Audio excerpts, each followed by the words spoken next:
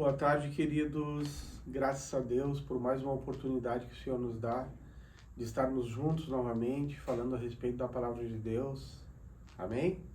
Então vamos começar, vamos ler um livro que está no Novo Testamento, Gálatas, capítulo 5, versículo 16 em diante.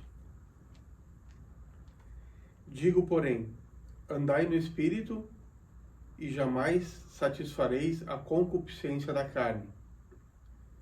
Porque a carne milita contra o Espírito e o Espírito contra a carne, porque são opostos entre si, para que não façais o que porventura seja do vosso querer. Mas se sois guiados pelo Espírito, não estáis debaixo da lei. Amém? Então aqui diz no 16, andai no Espírito e jamais satisfareis a concupiscência da carne, porque a carne milita contra o Espírito. Vamos ver o que quer dizer isso aqui, queridos. Andai no Espírito e jamais satisfareis a concupiscência da carne. Como se dá esse andar no Espírito? Como se anda no Espírito? Quando devemos andar no Espírito? Vamos começar respondendo primeiro essas indagações. Devemos andar no Espírito com que frequência? Devemos andar no Espírito todos os dias. O andar no Espírito tem que ser diário. E o que seria isso? Se encher do Espírito Santo de Deus. Andar no Espírito, ler a palavra de Deus todos os dias, orar, manter uma vida de oração diária, ter comunhão com Deus, que é ali em Deus em que a gente reabastece nosso combustível espiritual. Ali na presença de Deus é onde nós somos fortalecidos para enfrentar as lutas do dia a dia, onde nós fortalecemos o nosso espírito na presença do Senhor. E ali diz que se nós andarmos no Espírito, não satisfaremos a concupiscência da carne. O que seria a concupiscência da carne? São os desejos da nossa carne. A nossa carne é propensa ao pecado.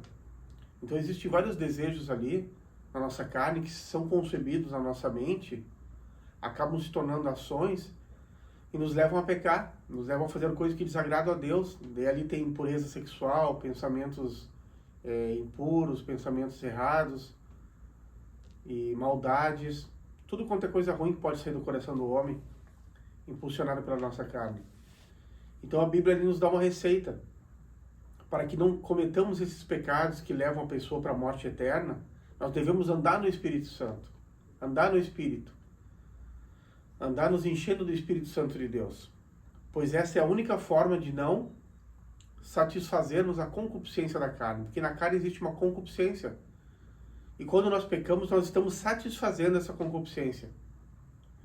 E mais adiante no versículo, na continuação do livro de Gálatas, nós vamos ver ali quais são esses pecados que a nossa carne comete, pecados que desagradam a Deus, que são oriundos dessa concupiscência da nossa carne. Então, para que Deus nos dá a receita ali em Gálatas, para que nós não satisfaçamos essa concupiscência da carne, temos que andar no Espírito. E depois no versículo 7 diz, porque a carne milita contra o Espírito, e o Espírito contra a carne, os dois brigam um contra o outro, competem. Porque são opostos entre si, para que não façais o que porventura seja do vosso querer. O Espírito milita contra a carne, para que nós não façamos aquilo que é do querer da carne, né? Porque se nós somos, diz na continuação, se nós somos guiados do Espírito Santo, pelo Espírito Santo, nós temos que andar no Espírito. E assim seremos guiados pelo Espírito Santo. Então eu quero dar um exemplo aqui para deixar bem assim exemplificado essa luta da carne contra o Espírito. Imagina você que você tem assim, você vai fazer uma luta, bota num ringue, bota em duas, vamos imaginar duas celas, e tu bota dentro delas assim, um urso preto, e na outra cela um urso branco, durante uma semana. E nessa semana você pega e alimenta somente aquele urso preto. E o urso branco você não dá nada, dá só água para ele. E 7 dias depois, fazendo assim, só alimentando o urso preto e não alimentando o urso branco. 7 dias depois, abre as celas para eles brigarem. Qual urso que você acha que vai ganhar? O urso preto. É uma obviedade, né? Porque aquele se alimentou, se fortaleceu, enquanto o outro ficou ali sem alimento e foi definhando, foi ficando cada vez mais fraco. Então, na hora de uma luta entre os dois, nós já sabemos quem vai vencer, quem foi mais alimentado. E assim também acontece com a nossa vida, com o nosso espírito, com a nossa alma. Aquilo que nós botamos para dentro de nós, se são coisas boas, se são coisas de Deus, alimenta e fortalece o nosso espírito. Mas se colocamos para dentro dos nossos olhos, para dentro da nossa vida, porque a palavra fala que se os nossos olhos forem bons, todo o nosso corpo será luminoso, e também se forem maus, o nosso corpo será tenebroso, e os olhos são a janela da alma, através dos olhos nós colocamos coisas para dentro de nós, tanto coisas boas como podem ser coisas ruins. Se você vê um monte de porcaria na TV e se alimenta olhando coisas que são pecado, são essas sujeiras que vão ter para dentro de ti. Como eu costumo falar, se você pegar um copo d'água vazio e encher ele de Coca-Cola, dentro desse copo vai ter Coca-Cola. Isso é óbvio. Mas muitas vezes a gente não entende esse exemplo. Se nós enchermos o copo com água, ele vai ter água. Então o nosso copo vai estar cheio daquilo que a gente colocar dentro, seja água, seja refrigerante. E assim também a nossa vida, o nosso espírito. Se colocarmos coisas ruins, ele vai estar cheio de coisa ruim. Se nos alimentarmos de coisas boas, o nosso espírito vai estar cheio de coisas boas. Então não podemos passar a semana toda tomando veneno, comendo porcaria, porque ao final da semana vamos estar intoxicados. Mas se passarmos a semana toda buscando a Deus, vamos estar ao final da semana cheios do Espírito Santo.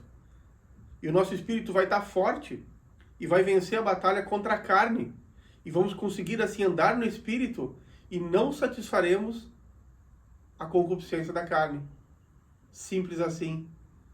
Então, no segmento da leitura, no versículo 8 diz: ora, as obras da carne são conhecidas, e são prostituição, impureza, lascívia, idolatria, feitiçarias, inimizades, porfia, ciúmes, iras, discórdias, dissensões, facções, invejas, bebedices, glutonarias e coisas semelhantes a estas, a respeito das quais eu vos declaro, como já outrora vos preveni, que não herdarão o reino de Deus os que tais coisas praticam. Amém? Então não devemos fazer essas coisas, porque olha só a consequência disso. Não herdaremos, quem pratica essas coisas que nós relatamos aqui no livro de Gálatas, não herdarão o reino de Deus. Mas o fruto do Espírito é amor, alegria, paz, longanimidade, benignidade, bondade, fidelidade, mansidão, domínio próprio. Contra essas coisas não há lei.